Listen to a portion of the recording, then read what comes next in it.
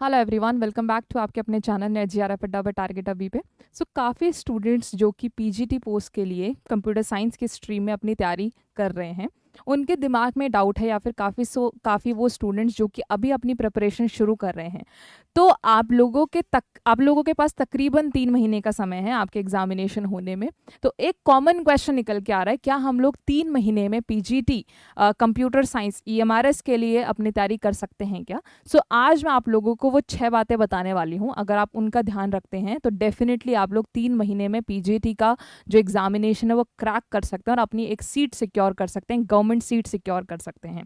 चलिए देखते हैं, बातें करते हैं उन 6 बातों के बारे में। तो सबसे पहले, अगर आप वो स्टूडेंट हैं जिसको कोई भी आइडिया नहीं है कि क्या तो एग्जाम है क्या नहीं है, ठीक है, क्या तो सिलेबस है, तो प्लीज़ ईएमआरएस की ऑफिशियल वेबसाइट पर जाके जो ऑफिशियल सिलेबस है आपके एग्जाम का वो आप डाउनलोड कीजिए।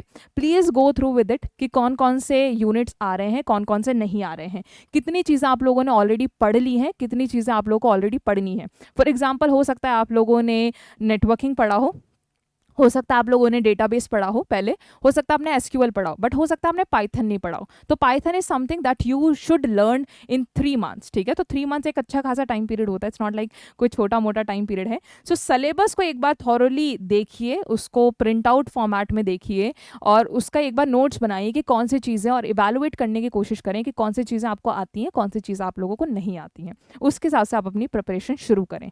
कभी भी आप किसी एग्जामिनेशन की प्रिपरेशन करते हैं तो उस एग्जाम को जानना बहुत ज़रूरी है, स्पेशली उसके पैटर्न को जानना बहुत ज़रूरी है। आपको ये पता होना चाहिए कि जो आपका एग्जामिनेशन है वो कहीं ना कहीं आप लोगों के 130 नंबर का है, 113 मार्क्स, ठीक है। 130 मार्क्स का आपका मेन एग्जामिनेशन है, जिसमें 20 मार्क्स अलग से हैं, 20 मार्क्स या फिर 20 question is equal to 20 marks आप लोगों के क्वालिफाइंग नेचर के हैं, ठीक है। कहीं ना कहीं 150 हो जाते हैं टोटल, ठीक है। 20 आप लोगों के क्वालिफाइंग नेचर का है, जिसमें हिंदी और इंग्लिश आप लोगों से पूछा जाएगा। 10 नंबर का आप लोगों से हिंदी पूछा जाएगा और 10 ही नंबर का आप लोगों से इंग्लिश पूछा जाएगा, ठीक है। 10 ही नंबर का आप लोगों से इंग्लिश पूछा जाएगा। तो this is the exam pattern जो आप लोगों को थोड़ा सा ध्यान से पढ़ना है, देखना है, और ये पता होना चाहिए कि जब भी क्वालिफाइंग नेचर होता है ना किसी चीज़ का, तो वो आप लोग सीरियसली लेंगे ही लेंगे, उसको आप लोग ऐसे हल्के में नहीं ले सकते। क्योंकि अगर हिंदी और इंग्लिश में फेल हो गए तो यहाँ पे कितना भी स्कोर करें कोई मतलब नहीं है। 130 मार्क्स की यहाँ पे मैं बात कर रही हूँ, 130 क्वेश्चंस की मैं यहाँ पे कहीं ना कहीं बात कर रही हूँ। 130 क्वेश्चंस या फिर 130 मार्क्स तभी सेंस क्रिएट करेंगे जब आप लोग हिंदी और इंग्लिश में पास हो पाएंगे। तो एग्जामिनेशन का पैटर्न क्या है, ठीक है, किस तरह का ट्रेंड था, किस तरह का ट्रेंड नहीं था, वो चीज़ आप लोग एक बार एनालाइज कर लें। ऑलरेडी इसके लिए एक डिकोडेड वीडियो मैंने बना रखा है इसी चैनल पे, तो प्लीज़ जाके आप उसको रेफर कर सकते हैं। तो ये थी सेकेंड बात। थर्ड बात जो थी कि आप लोगों का जो सिलेबस है कंप्यूटर साइंस का, उसमें पूरे का पूरा एनसीईआरटी कॉपी पेस्टेड है। एनसीईआरटी को आप अपना बेस बना के चलें। अब काफ़ी स्टूडेंट्स के दिमाग में डाउट रहता है कि एनसीईआरटी 3 महीने में पढ़ी जा सकती है क्या? यस, पढ़ी जा सकती है। आप लोग क्या करें, 11th और 12th की आपकी सीएस और आईपी की इंफॉर्मेशन प्रैक्टिस की आप लोग एनसीईआरटी ले आए मार्केट से, ठीक है। अगर आपके घर में कोई ऑलरेडी था उससे आप लोग बोरो कर सकते हैं। ऑनलाइन भी आप लोग के एनसीईआरटी अवेलेबल है, एनसीईआरटी के ऑफिशियल वेबसाइट पे फ्रीली अवेलेबल है, तो आप लोग प्रिंट आउट भी निकलवा सकते हो। What ever convenient for you आप लोग वो कर सकते हो। और आप लोग के सेकंड हैंड एनसीईआरटीज भी मार्केट में अवेलेबल होती है, आप उनको भी खरीद सकते हो, ठीक है, जो भी आप लोग के लिए कन्वीनियंट है।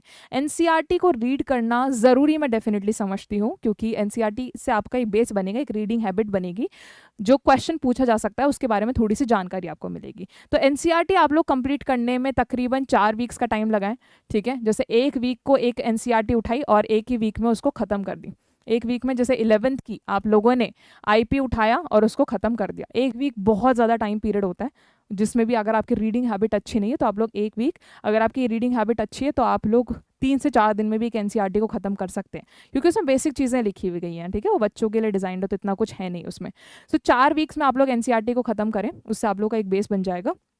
देन आप लोग को बात करना है, ट्रेंड को अंडरस्टैंड करना है। ट्रेंड का अंडरस्टैंड करने का मतलब क्या है, किस तरह के क्वेश्चन पहले पूछे जाते हैं, किस तरह के क्वेश्चन दूसरे एग्जामिनेशन में पूछे जाते हैं, ठीक है। ऐसा नहीं है कि जो भी एनसीईआरटी में लिखा है सीधे वही कॉपी पेस्टेड आ जाएगा। ये कोई स्कूल लेवल एग्जामिनेशन नहीं है, it's a competitive examination where you will be fighting for a seat, you will be fighting for a government seat, right. Understand करना बहुत ज़रूरी है पूरे के पूरे ट्रेंड को, कि अगर पहले भी कोई एग्जामिनेशन हुआ है तो उसमें कैसे क्वेश्चन आए थे, क्या डिफिकल्टी लेवल था, क्या डिफिकल्टी लेवल नहीं था। तो अंडरस्टैंड करना बहुत ज़रूरी है, प्लानिंग करना बहुत ज़रूरी है। उसके बाद मैं बात करना चाहूँगी नेक्स्ट चीज़ को, वो है आपका रिविजन। जो भी आप अपना स्ट्रक्चर बनाते हैं, जैसे एनसीईआरटी आप लोग पढ़ रहे हैं, फ्री लेक्चर से आप लोग पढ़ सकते हैं, हमारे बैच का आप लोग पार्ट बन सकते हैं। जो भी कंटेंट आप लोग पढ़ रहे हैं, जितना भी पढ़ रहे हैं और जितना भी आप पहले पढ़ के आ चुके हैं पोस्ट ग्रेजुएशन में, ग्रेजुएशन में, उसको रिवाइज करना बहुत ज़रूरी है। I have seen lots of students जो कि बहुत अच्छा पढ़ते हैं, दिमाग अच्छा चलता है, स्मार्ट है बहुत ज़्यादा, लेकिन वो रिवीजन नहीं करते हैं ढंग से। अगर आप रिवीजन नहीं कर रहे हो तो जो भी आप लोगों ने इतनी मेहनत करी है ना, 3 महीने 4 महीने, उसका कोई सेंस नहीं निकलता, ठीक है। रिवीजन से ही आप लोग इंश्योर करते हो जो भी आप लोगों ने पढ़ा है वो आपको आता है।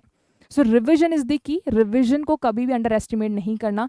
कितनी बार रिविजन करना है वो आपके लाइक बेसिकली इंटेलेक्चुअल एबिलिटी पर डिपेंड करता है। अगर आप वो स्टूडेंट है जिनको ढंग से इन्फॉर्मेशन याद रहती है तो 3 से 4 बार आई गेस इनफ है। तो अगर आप वो स्टूडेंट है जिनको थोड़े स्लो, जिनकी थोड़ी रिटेंशन पावर स्लो है, तो आप लोग कोशिश करें कि आप 7 से 8 बार रिविजन कर रहे हैं अपने कंटेंट का। तो revision is very very important. अब मैं आपको बात करना चाहूँगी कि रिविजन कर लिया, कंटेंट पढ़ लिया, प्रीवियस ईयर के क्वेश्चंस लगाएं या फिर क्वेश्चन आंसर प्रैक्टिस करें, मॉक टेस्ट दें। मॉक टेस्ट के लिए आप लोग हमारे संकल्प बैच का भी पार्ट बन सकते हैं, उसमें भी आप लोगों को मॉक टेस्ट मिल जाएंगे। तो प्रीवियस ईयर के क्वेश्चंस लगाएं। प्रीवियस ईयर के क्वेश्चंस अगर नहीं मिल रहे हैं तो जो भी अलाइड एग्जामिनेशन है, जैसे कि केबीएस है ना, जैसे कि एनवीएस, ये सभी एग्जामिनेशन आप लोगों के स्कूल टीचर्स के लिए होते हैं, ठीक है, DSSB के। सो इनके जो भी प्रीवियस ईयर के पेपर्स आप लोगों को मिलते हैं, आप उनको प्रैक्टिस करें बैठ के, ठीक है। कहीं ना कहीं एक ट्रेंड पता चलेगा, कहीं ना कहीं एक सेंस आप लोगों के दिमाग में आएगा कि ठीक है, इस तरीके से क्वेश्चन आता है, ऐसे ऐसे नेचर के क्वेश्चन आते हैं, ये होता है ऑब्जेक्टिव टाइप पेपर देना, ठीक है। हमेशा ध्यान रखें कि आपका जो ये वाला पेपर है वो आपका ऑफलाइन पेपर है, तो उसी हिसाब से तैयारी करें।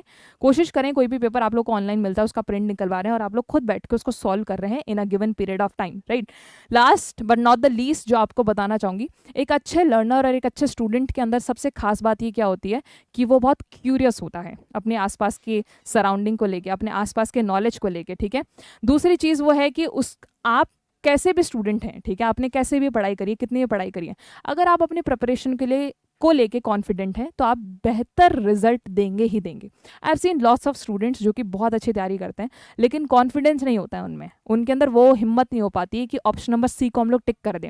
वो कन्फ्यूजन रहता है हमेशा दिमाग में कि यार कहीं बी तो नहीं हो जाएगा क्या, कहीं डी तो नहीं हो जाएगा क्या। तो उस कन्फ्यूजन से बचें, चीज़ों की श्योरिटी लें। श्योरिटी कैसे आती है, जब आप रिविजन करते हो एक ही चीज़ को, अगर आप बहुत बार पढ़ते हो ना तो आपके पास में श्योरिटी आ जाती है कि यस इसका तो यही आंसर है। तो कॉन्फिडेंट अगर आप हैं तो आप जितना परफॉर्म कर सकते थे उससे आप बेटर ही परफॉर्म करते हैं। एंड एक क्यूरियस लर्नर बने। कोई भी अगर आप नई चीज़ देख रहे हो, ठीक है, कोई भी नई चीज़, अगर आपको कोई नई एसक्यूएल क्वेरी मिलती है, पाइथन का कोई नया कोड मिलता है, तो उसको देखें, उसको पढ़ने की कोशिश करें, उसके बारे में गूगल सर्च करें कि what is this clause, what is this relation, है ना, वो सारी चीज़ें आप लोग देखने की कोशिश करें। तो अगर इन 6 बातों का अगर आप खास तरीके से ध्यान रखते हैं सो कहीं ना कहीं आप अपनी सीट सिक्योर कर सकते हैं। और ये कुछ खास बातें हैं जो आपके इस एग्जामिनेशन के लिए नहीं बल्कि सभी एग्जामिनेशन के लिए एप्लीकेबल है। तो आशा करती हूँ वीडियो आप लोगों के लिए हेल्पफुल रहा होगा। मिलती हूँ आप लोगों से नेक्स्ट वीडियो में। Until then keep revising and thank you so much.